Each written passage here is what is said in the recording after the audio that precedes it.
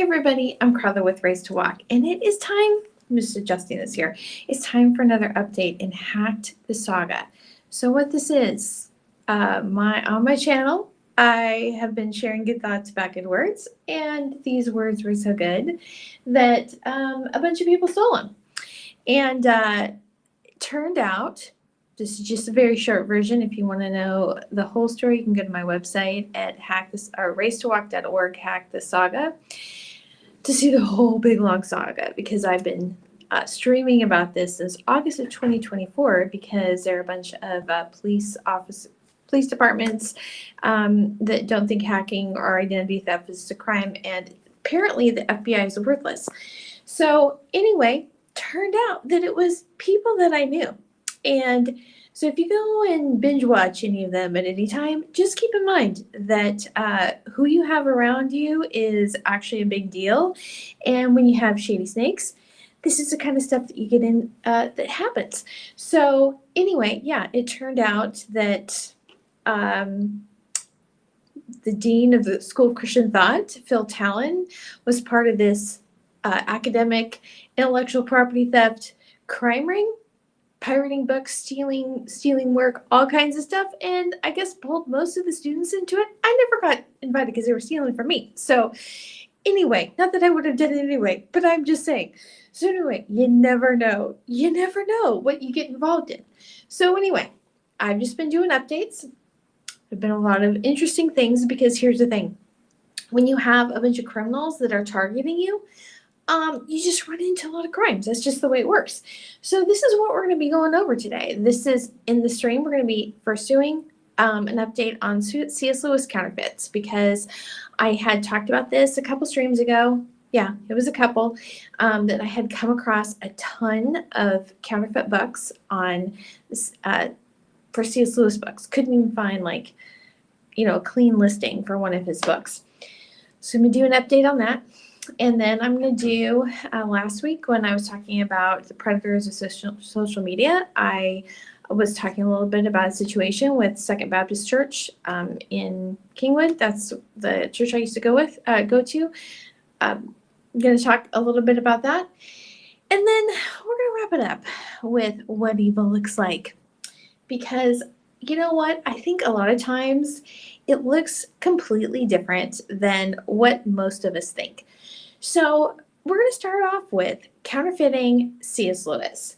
So if you don't know who C.S. Lewis is, you may not know him specifically, but I'm sure you know his work. He was Irish, but he lived in England. So he was an Oxford professor. He was a professor at Oxford. He also was a professor at Cambridge. He lived from 1898 to 1963. He actually died the same day that JFK was shot.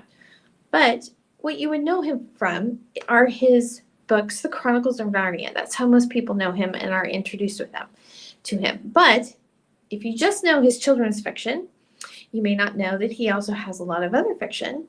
Very interesting. He's a very versatile writer. And he's also known as one of the primary apologists of the 20th century. So his book, Mere Christianity, which we're going to talk a little bit about, was, if you hear people's testimonies, at least people that, I've heard their testimonies, there's two people from the 20th century that you might hear really influence them. And one of those is Billy Graham. Like when I was in my Bible study and people were talking about how they came to Christ, or a lot of people, they rededicated their life to Christ. They had become a Christian, but it wasn't really real to them until they went to Billy Graham crusade. And that's kind of where God got a hold of them and they decided to live for God. I've heard a lot of people say that about Billy Graham, but I've also heard a lot of people say that about C.S. Lewis. For example, Francis Collins, who used to be the director of NHS, the National Health something. Anyway, he was, he's a scientist, and he grew up in an atheist home, but he wanted something more. It's he has his autobiographies, or his spiritual memoir is actually called The Language of God.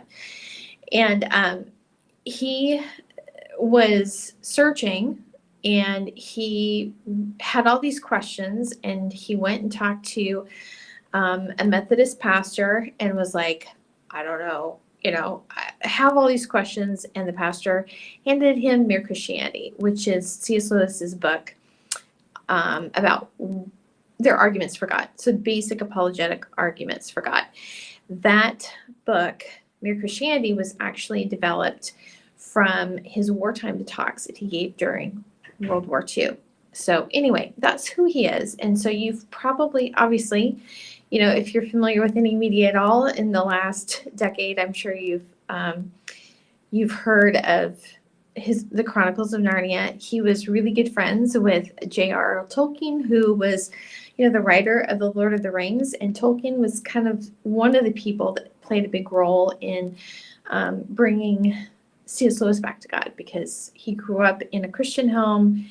After his mother died, he had a lot of, when he was a teen, he had, a lot of anger towards God about that.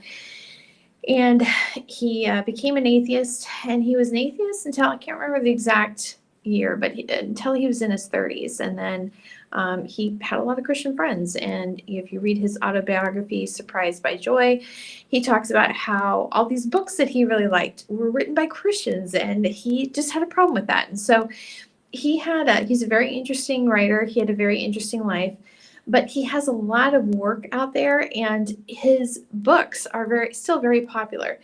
And so that one book that I was telling you about, Mere Christianity, just the couple weeks ago, I was publishing a book review on my site on Till We Have Faces, and I was going to look for the cover to put, in with the review, and I couldn't find. It was like, this isn't. I'll show it to you. So I couldn't find the actual cover, because I was like, all I was finding was the one on, that's in the middle here on the right hand side. And I was like, that is not the real cover. That can't be.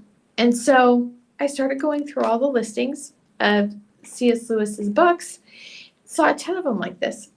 So this is a Harper One edition of Mere Christianity. And if you look at this series that they published from like about 2013 or so, they all have really similar covers to the style. They're all in the same style. And some of the elements on this, you can see that there's a little more continuity in the colors on the authentic cover.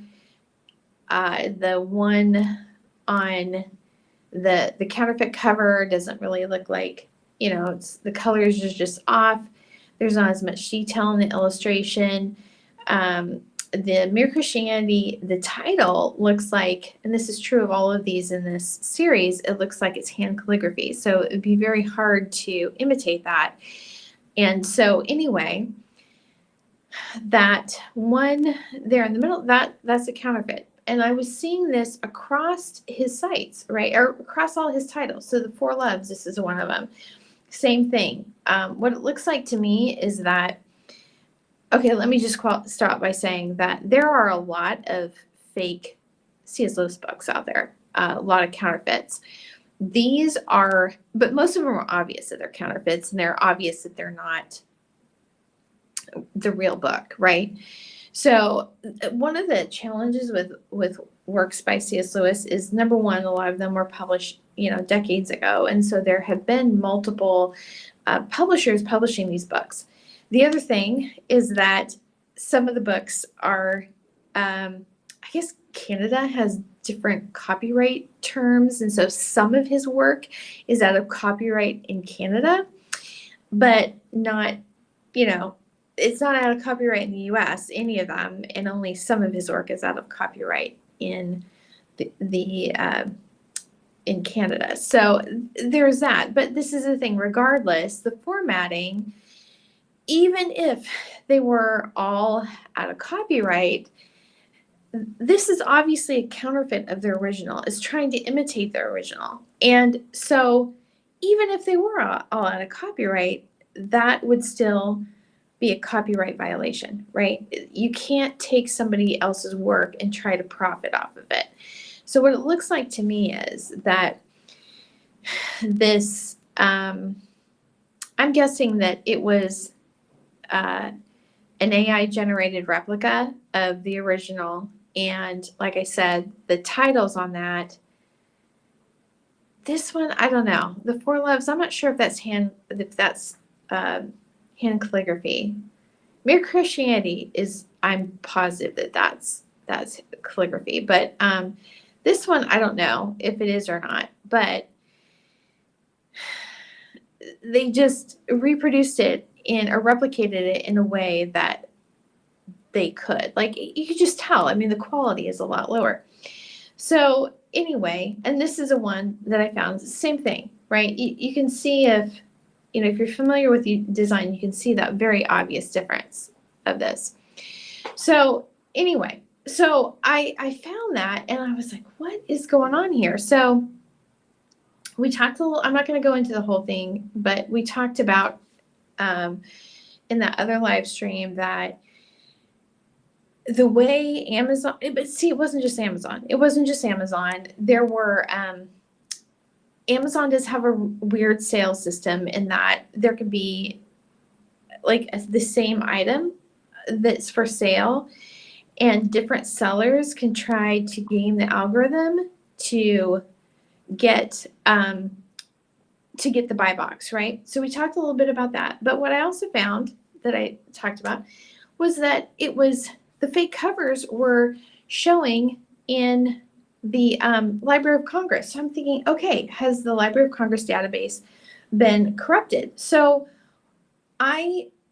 here's the thing. I've been dealing with, it's not like the FBI is actually supposed to, there are agencies, federal agencies that are paid to track this down. I'm not. I just know that shady criminals are involved in this and they aggravate me. So anyway, I pay attention to some of this stuff. But anyway, so then I went to the HarperCollins site.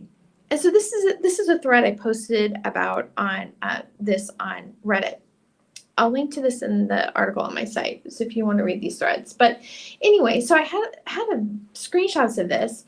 I actually had a video, but I couldn't post it on Reddit. But anyway, so this is the ebook, right? And it's showing the authentic cover. And then it's going to, when I switched to the paperback, it was showing the counterfeit, which is just like so bizarre. So anyway, I posted about it first in C.S. Lewis. And somebody said, I think these would be pirated rather than counterfeit books issued contrary to copyright are normally said to be pirated, whereas a counterfeit is an attempt to pass off something as something else. So anyway, so these here are counterfeits, right? And then the really ugly, obvious fakes are pirated because they're not authorized. So anyway, so I guess that's the difference.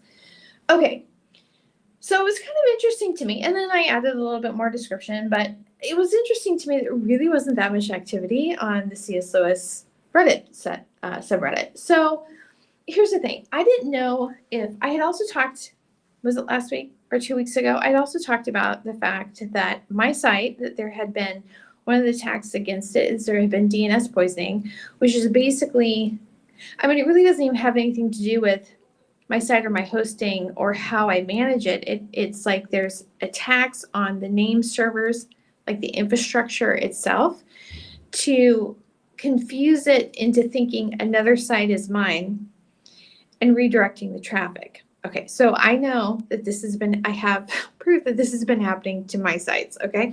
So I'm going onto the HarperCollins site and I'm thinking, is that what's happening here? Is it just that I cannot see the actual site?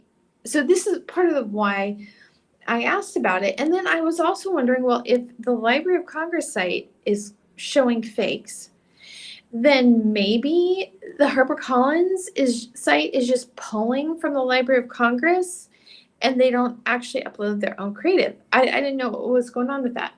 So I posted again on the library Reddit. Same thing. And I just said, somebody said, okay, so just practical tie this one. Make note of this. Are you sure it isn't just a cover redesign? Okay, here's the deal. You can have a redesign, but it means it's something different, not the same in a low rent version of it. I mean, this is just a bad copy. This is a bad imitation. So anyway, so then I said the original artist wouldn't degrade their work in such an obvious way, and another artist trying to reproduce the same design would cause issues for HarperCollins. HarperCollins paid for the original artist for the work that they produced for a specific project. That does not give HarperCollins the right to create the creative work of the artist wholesale. So anyway, I talked a little bit more about it, and then she's like, that's not how it works. If the designer was commissioned for works by HarperCollins, and HarperCollins would own the rights to the work, not the designer. So I'm not going to get into this whole thing, but that's not true. Now, if you're an employee and you are, you're doing work for hire, that's what it means. You're employed by the company, and so anything you produce for the company, whether it's creative or not, the company owns the right to. That's not what's going on here. And I have several books that are in this series that have this same kind of cover that have designers on there. And so then the argument is, well, it can be if it's in the contract. Okay, so you have to have rights to whatever you do, especially for books. You have to have rights, specific rights. Okay, and so work for hire, you can't just say something's work for hire. Yes, it could be, even if they weren't an employee, there's a possibility that something can be work for hire, but there's two conditions to that. Number one, it has to be specifically stated in the contract that is work for hire. The second thing is that it has to it has to be one of 9 categories, which this is not. So that's like this whole long thing. And so then it gets into this, it just goes this back and forth, back and forth, back and forth. And this person's like getting like kind of heated that I'm just responding like, this is not the case. You can read through this if you want. But then they're saying, well, they can just do whatever they want to the cover, to the content. They cannot do that. They can't just, HarperCollins did not create any of these things. They have a license or a contract to publish it. Okay, they can't just do whatever they want. If they changed that cover, just used it to produce something else, especially bad, they have to get not only would they have to get a sign off from the artist. Okay, so even if they have permission from the artist to make something bad, use their work to make an inferior copy, they'd still have to get a sign off from the C.S. Lewis estate. They can't just do whatever they want. So anyway, this person said, get in touch with HarperCollins so they can address it instead of fighting with strangers online. Okay, you can go and read the post. I'm not fighting. I'm just refuting bad information. So anyway, they're like, get in touch with HarperCollins. Okay.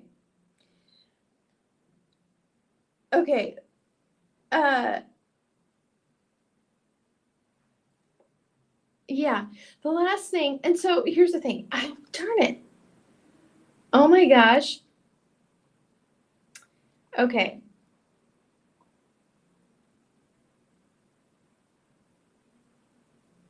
Let me go to this one. Maybe it's on this one. Okay.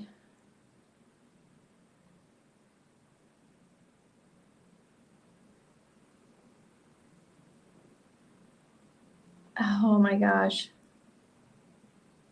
I didn't look at this again because I've been doing other things. Okay.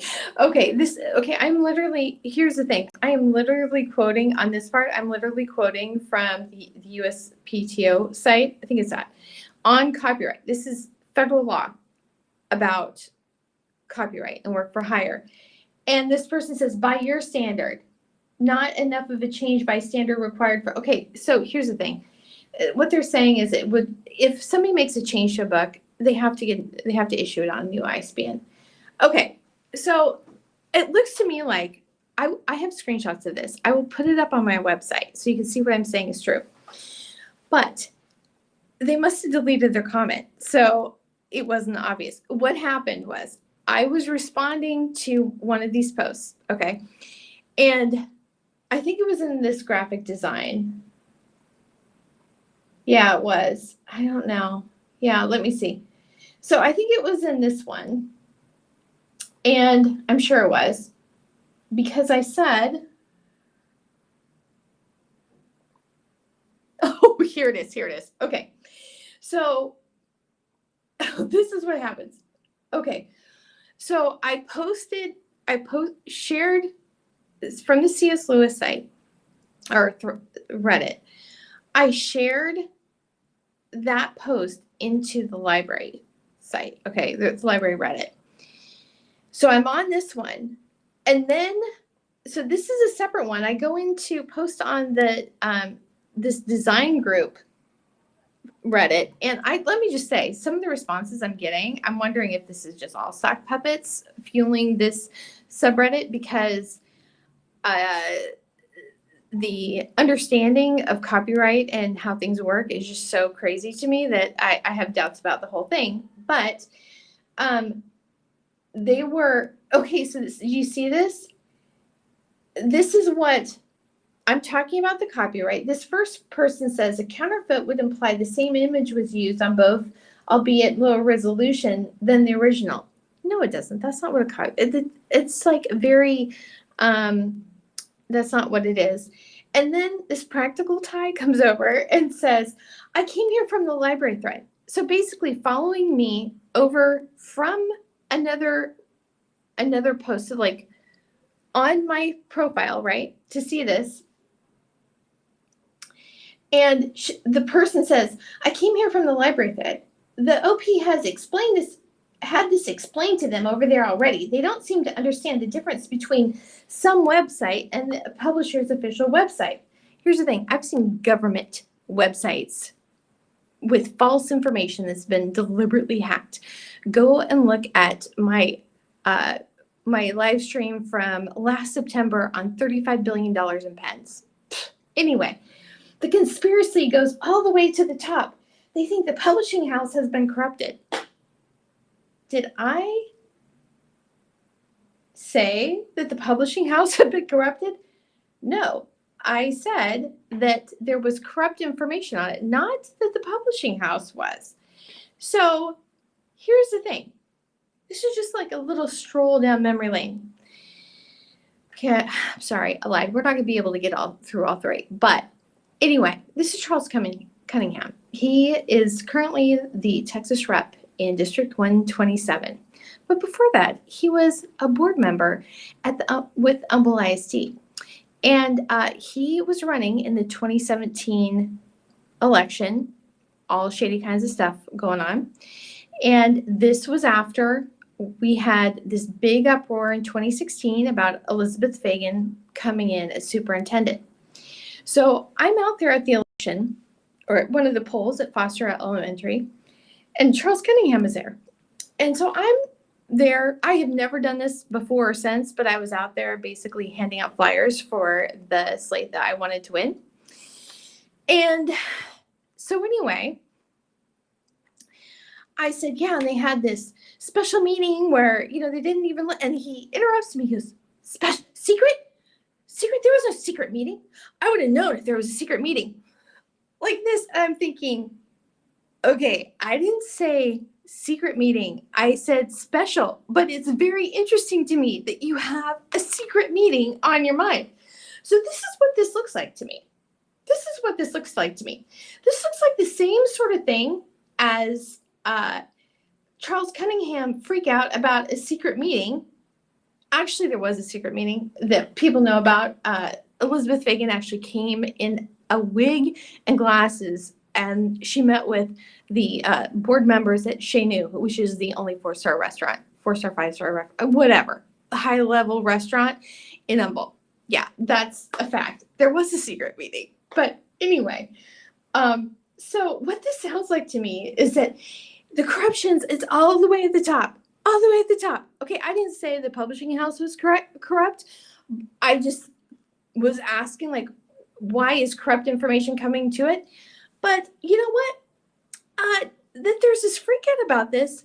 That tells me that the likelihood is that there is somebody that is being paid off at HarperCollins to feed in these fake covers, not only on the HarperCollins site, but to the Library of Congress, because those counterfeit covers are also on the Library of Congress, so you can't even tell which is a real one. So anyway, it gets better. It gets better. So anyway, my response to this is, actually, I didn't say that the publishing house was corrupted, but that would certainly explain things, wouldn't it? My thought was the HarperCollins site was pulling from the Library of Congress or some other central ISBN database that had been corrupted, which is why I was asking, and the library said that, or what I was seeing was not the actual HarperCollins site, and it was a case of DNS hijacking. A change such as the one-year suggestion would also require a change in the ISBN. I own books in these series, and I know that the cover that corresponds to the ISBN. And then this person says, ISBN International Standard Book Number, emphasis on international. Okay, and you're asking, what was that about? I'll tell you. So I'm typing this on my phone. And I've mentioned, I don't know how they keep getting access to my phone. It may just be that I keep trying to use a Gmail account that feeds in some sort of I don't know. If anybody has ideas, let me know. But anyway, we're not going to get through it all, but I'll just go with this. So anyway, so I'm sitting there, and I start typing. This is what I start typing into the response. Let me go back to it so you can see what I'm saying. So before this last paragraph, what I started to say was that for somebody who claims to work in a library, don't seem to be very, very clear about what an ISBN number is and what it represents. Which then this comment makes sense, right? This comment makes sense. But I thought, no, that's a little snarky, and I'm trying just to respond rather than being snarky, because I have a strong tendency to that anyway. So I deleted it. I deleted that. But this person is not a person. Like, I'm sure that all of these on here are sock puppets run by the same person. This person must have seen what was one of the people that's been monitoring my accounts and been hacking me, saw what I was typing, and probably scheduled a response on Reddit to post. I don't see the time, but I think it was a little bit later, and didn't see that I had deleted it because they were responding to something that I never actually posted. I had started typing it, had it all typed out, and then I deleted it. So what does that tell you? That tells me that these people that are running the sock puppets, gaslighting, saying that that's not a counterfeit, contact HarperCollins. So I am sure that they probably have somebody paid off at HarperCollins that if I contact it, they're basically the gatekeeper and no contact is going to be getting past them. Kind of like Rachel Vigiano, the office specialist at the Attorney General's office in Oregon, who says that the Attorney General doesn't investigate mortgage fraud. Positive it's the same sort of thing. Positive. A lot of times things can be technological, they can be hacking through tech, but the first look to see whether or not you just have people, on the take, because that's probably what it is. So I'm not going to get into the rest of this. I might do another live stream and talk about that. But I will say, I'm going to skip the part about second. But I'm going to talk a little bit, I will say, I want to talk about like what is the definition of evil. And Derek Prince, who's one of my favorite Bible teachers, defines evil as the ruthless pursuit of self-interest. Mark Andrew Ritchie, my friend who got me involved in Bible studies and teaching the Pakistanis and the Afghans, he has a book called My Trading Bible. It's on trading. His profession, the way he made his money, was as a commodities trader. And one of the things he says in there, because he just like, you have to be aware of the types of things that people do, because, they'll screw you over and won't even think twice about it. Won't even think that they're doing a bad thing. And what he says is a shortage of integrity always expands. And so a lot of times people think that, hackers are like this. This is on my thumbnail. This is what they're looking out for. They don't suspect anything unless if they see somebody that looks like this. But the reality is that this is what the hackers look like. This is what the hackers look like. These are the people. Former pastor, publishing guy, tight with C.S. Lewis Foundation or whatever, and the dean of the School of Christian Thought. These are the people that are involved, that are doing it. These are the shameless shepherds that the gospel or the book of Jude warns about. And we're just going to go, I'm just putting this one as a special one because here's the thing. The top right, that's Jim Swayze. He's another one of them, fellow alumni from Houston Baptist University, contributor to an Unexpected Journal. He is a person that Jason Smith sent the documents that they uploaded. Jason uploaded documents, personal documents that the Afghans had sent me when I was helping them with immigration, uploaded it to Google Drive under my account so it looked like it was my file, and shared it with Jim Swayze and Grant Broadhurst. Okay? So the reason I'm putting this up there is because I used to have headshots of everybody that contributed when I was doing the launch parties. They have gone through. They hack my site. Donald Kedjings. Yeah, he's another one of them. They hacked my laptop continually, and they deleted all the headshots. So James, I guess, or Jim thinks he's not going to be ID'd at this. Yeah, too bad, Jim. Too bad. Jim Swayze, Fort Worth.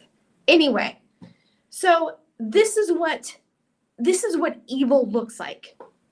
Should we go back and like this? This is evil. The ruthless pursuit of self-interest. They are not only committing fraud, they are frauds. And this is why they continue to come after me, is because I know the truth about them. They're complete and total frauds. So anyway, we might go over the whole thing with second, because there was a whole thing with meta stuff, and I'm just going to say this, if somebody from Second watches this, there was an article about a young volunteer that, I don't know if he was arrested or whatever for having child porn. Here's the deal. I looked at the headlines for that. I'll just do this. Let's go back to it. When you look at this, what stands out? Oh, there's a Reddit thread in there. You can't see this one. It's not as obvious, but the news articles made it sound like he was a pastor. That's how they did the title. And they didn't say until in the article. This was ABC 13 Houston and the Houston Chronicle. And they didn't say until almost to the end of the articles that he was a volunteer with the youth ministry. So here's the deal. Are those things possibilities? Absolutely they are. But that is straight up manipulated. The deceptive nature of the headlines tells me that it's manipulated. And I will just say this. First of all, when I volunteered for the children's ministry at Second for 8 years, the reason they have child porn is because there's no way. I mean, I'm sure there's some way if you don't follow the rules as a volunteer, but there's no way that they could have faked something with a child there because of how strict and the rules are for volunteers when you're helping children, right? So you can never, there can never be one person alone with a child. There always has to be two people, either two women or if there's a man and a woman, they can't be married. Very, very strict. Tons of guidelines about that. But I'll just say this. If he says that that wasn't actually his, he hadn't actually looked at that. I hope somebody actually believes him and investigates, because these jackasses, I mean, I'm guessing that maybe his second's like not going to renew their contract or whatever. These jackasses absolutely, if they're the ones doing their social media, they absolutely would pull something like that to retaliate. I have had bootleg C.S. Lewis books sent to my Kindle after they had hacked it. I've had images placed in my Google Photos. It's just, they've altered my Google Photos. They've told massive lies about me. They've tried to frame me for their crap. They are the just utter scum. And it goes back to what Mark is saying. They have been doing the absolute worst, screwing over people for literally years. There is no low that they would not sink to. So anyway, if that has any relation to what's going on in that kid's situation, somebody please believe him and actually investigate it. So anyway, that is all I'm going to say for today. And yeah, I think I will read the book of Jude. It's only one chapter. This is describing exactly who these people are. They are, let me read it. No. Anyway, not good people. Not good people. Not people that you want to be associated with. And so anyway, so that's that. That's update 63 in Hack the Saga. So I will talk to you next time.